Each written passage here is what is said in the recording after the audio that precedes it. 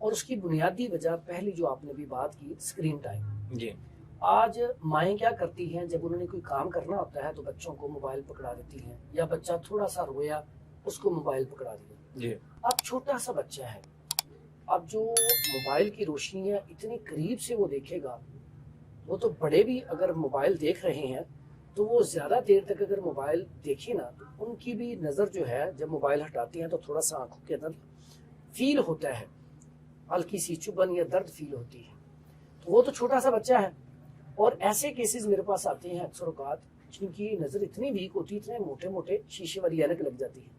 उसके अलावा दिमागी कमजोरी इतनी ज़्यादा होती है, बाज़ औक़ात बच्चों के दिमाग के ऊपर इसका इतना असर होता है वो भी नॉर्मल हो जाते हैं। जी और बाज़ औक़ात ऐसा होता है दिमाग के ऊपर ऐसा इसका असर होता है कि बच्चों के अंदर जिद, चिड़चिड़ापन, शिद्दत, गुस्सा इतना आ जाता है।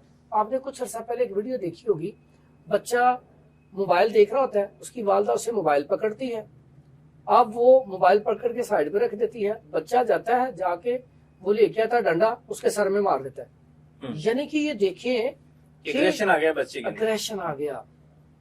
इसकी बुनियादी वजह क्या है? एक तो बच्चे जब मोबाइल पे देखते हैं ना, जो चीज आप देखें, अक्सर औकात बच्चा जो चीज देखता है वही वो काम करता है।